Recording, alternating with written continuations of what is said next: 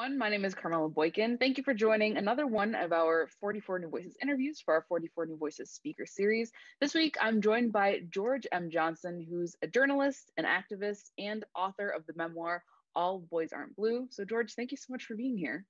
Thank you for having me. So, when our team selected you as a new voice, it was when your book, All Boys Aren't Blue, was just coming out, it was on the brink of being released. And it was really powerful because what you talk about frequently in your book is the intersectionality of being both Black and being queer. And you said that, you didn't see yourself often in media growing up, as so many people in minority groups don't. But you quote Toni Morrison, who says, if there's a book that you want to read that hasn't been written yet, then you must write it. So, what inspired you to write a memoir specifically? Yeah, for me, it was the fact that, we were starting to see more queer visibility and representation, like kind of on television and in a few other spaces, but it was still very limited. The resources, the literature, everything that we had.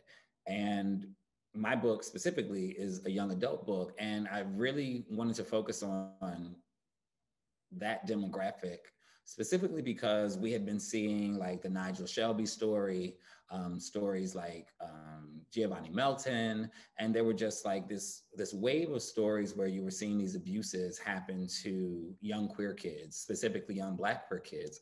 And I'm one of those people who realizes that a lot of the things that happen in our community happen because it starts at a young age, and then by the time men and women and people matriculate into adulthood, they have already had these biases built up in them for years. And so my thought was, well, if we can put something like my story in the hands of those queer kids, one, to affirm them and know that their truth is valid and that their story exists, but two, to also put it in the hands of those who are around them, to let them understand that the person sitting to the right of you or to the left of you could be someone like George, who's also deserving of the same things and the same respect that you have.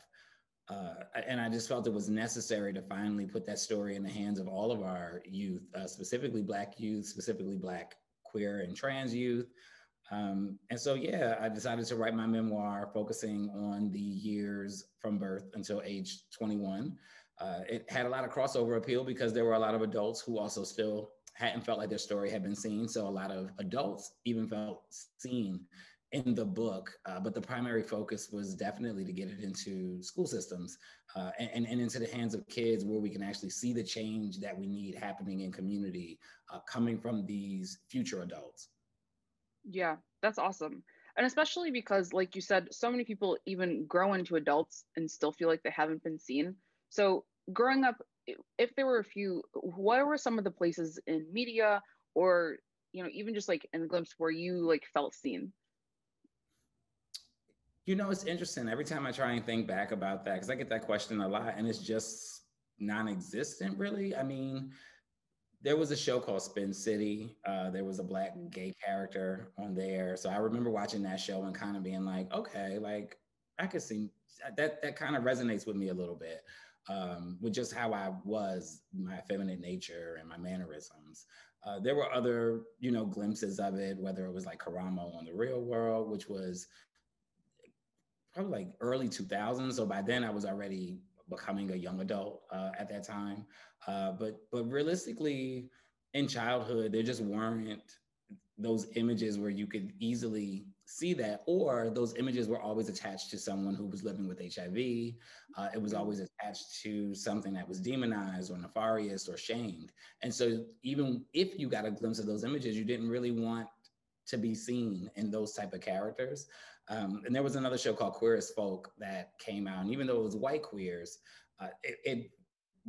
just their narrative in many ways resonated with what I was feeling at the time. But that really was all you had. And you had like RuPaul and, just like glimpses of like what queerness could look like at the time back then, but it really wasn't anything substantial where like you could latch onto it and almost like feel seen.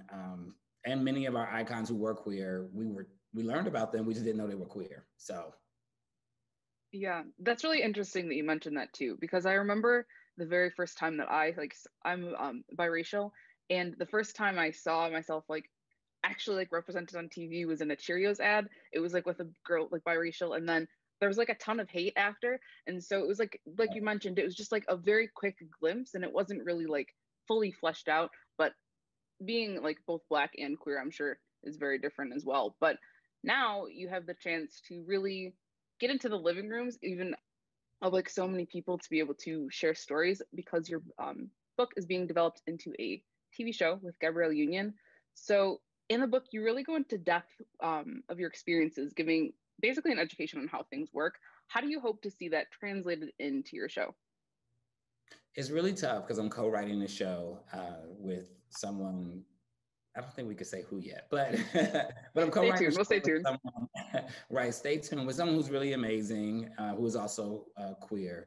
But it's really interesting trying to adapt a book into something for television because it's just a totally different medium. And so you have to get really, really creative with how you pull the stories out, whether it's through the use of flashback, whether it's through the use of fourth wall moments, outer body moments. Like there are like a lot of creative ways that you have to kind of think about how you pull things forward from the past, and kind of like showing how interconnected like your adult traumas could be tied to something that happened in your childhood, as well as some of your adult joys can be tied to something that happened in your childhood. And so that's kind of how we're going about it. The years that the show will focus on are my college years, and we chose that specifically because that was when I would say exploring my queer identity the most. And that was like the first real exploration I had. And so it's really great to kind of see uh, one, who I am, but we find a way to show people like there are some things that happened that created this person who is trying to navigate not just the current situation that he's living in, but also navigating these old traumas that he buried and may have, that are now starting to surface and bubble up because he no longer has any control of suppressing the identity. And so I'm really, really excited to show how we're going to do that to the world. And are there any parts in the book or in the show that are difficult for you to reflect on and like really flesh out to be able to get right, but also, to be like true to the story? Yeah, I mean, anytime you're adapting something, you have to have a little bit of creative license. So there will be some fictionalized parts, of course, to make sure that we pull in those same themes and are able to tie in those stories in a way that makes sense for television. But for the most part, a lot of what we're writing is true and really did happen. Uh, again, just taking our time to make sure that like it's not too over the top or like too fictionalized. Uh, but there are definitely moments that are harder than others, specifically writing about my grandmother who passed. It's really, really tough to go there because she passed December of 2019 prior to COVID. And so you kind of have like collective grief going on with all of the deaths we've had just with COVID, but not really having time because of life and career and COVID to even process her death. And now I'm being pulled back in to write about my experiences with her. And so those moments are a little bit tough because, she's now going to be a character on television, even though she's not here to necessarily see it. Um, I thought some of the other moments that were like heavy would be a little bit tougher, but I don't know. I'm actually enjoying crafting those heavy moments for television because they're so necessary. And it's just some things that we've never seen before with this type of character. And so it does push the boundaries because at the end of the day, the character is me. And that's tough because people will not just be judging the character, but a lot of people in real life will be like, oh my God, this is George. So we are also learning things about George that happened to George. And, there will be a connection between like this character and me as the real person. So those moments are tough because people will know some good things, but also some crazy things I did. And just like, they'll know all of it. And they'll just be like, okay. Have you ever had people come up to you and who read your book and been like, "Oh, like I didn't know this happened. Like George, what's up?" Yeah, because of COVID, we don't go out much. So I'm This is not true. This out is true. not like out much, but there are times where I get noticed on the train, even through the mask. Some people can pick up on my eyes and everything, and Mhm. I have my tattoos on my hands, and Right. so depending on what I'm wearing, if my tattoos are out, people will look and see the tattoo, and they'll automatically be like, "I know that tattoo. That's got to be George." So I do get noticed, and every now and then I will go to like a COVID safe event or like a small event and get noticed. And people walk up to me all the time, especially if it's an LGBT event. Like if it's an LGBT event, people are gonna walk up to me and talk about the book. And whether they know me or not, either the story resonated with them or like there are a lot of things, but there are definitely a lot of my friends read it, my family's all read it, and there were just a lot of things they didn't know. And it was tough for them to get through certain parts, but they really enjoyed it for the most part. Yeah, they enjoyed it. And I was telling my story, and they knew that the story was going to help a lot of other kids and people. So, Yeah, definitely. And in terms of being recognized, is there, I don't know if you can say if you're bound by contract, who's your dream cast for yourself?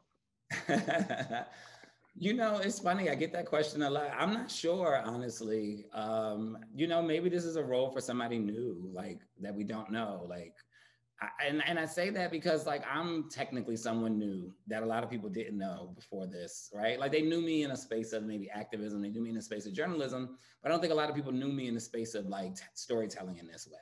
And so I Mhm. don't know if this is necessarily a role for somebody who's already well established, or if becomes a breakout role for some queer actor that really has the chops and is looking for a chance to really dive into a very complex role because the role's not easy because my life setup isn't easy, and who I was very complex. Even as an 18-year-old, it was a very as I'm going back and rewriting, I'm like, I was a very complex individual dealing with some really complex things that I didn't have the full breadth of.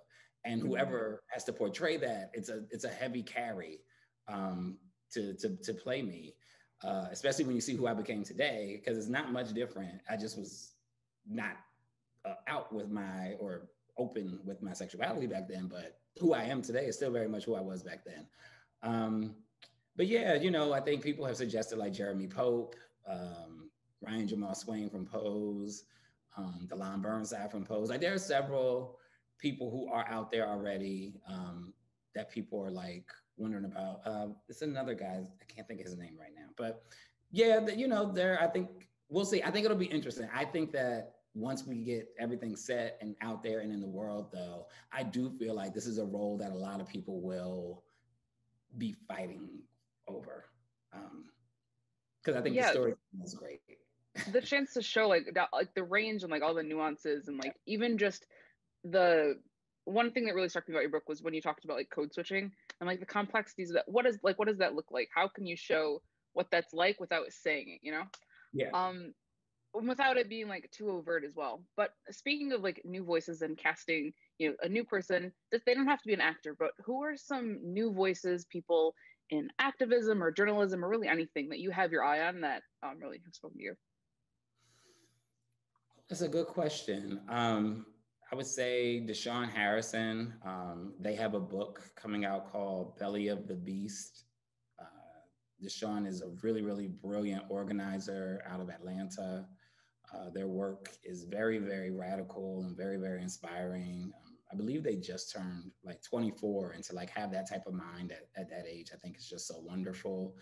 Hari Ziad, their book comes out in March. They former editor in chief, a writer, just another brilliant mind. I believe Hari's only 26. Again, another non-binary writer. Their book is called Black Boy Out of Time.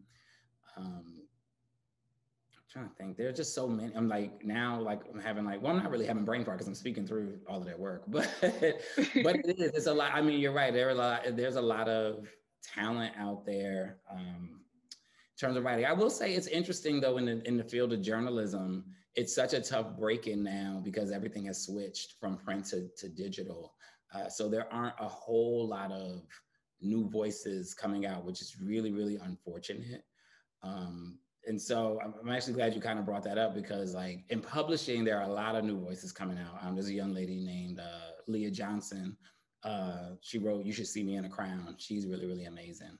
There's a young trans guy named Aiden Thomas who wrote Cemetery Boys, which is a fantasy, really amazing. Kaysen Calendar, I believe they were either nominated for a National Book Award or may have even won the National Book Award this year, but wrote a book called Felix Ever After, which is also, it's about a trans person, but it's also being developed with Amazon as a project. So again, a lot of wonderful new voices, wonderful queer and Black or Black queer voices emerging in the publishing realm, but in the journalism realm, it's just not, I don't know.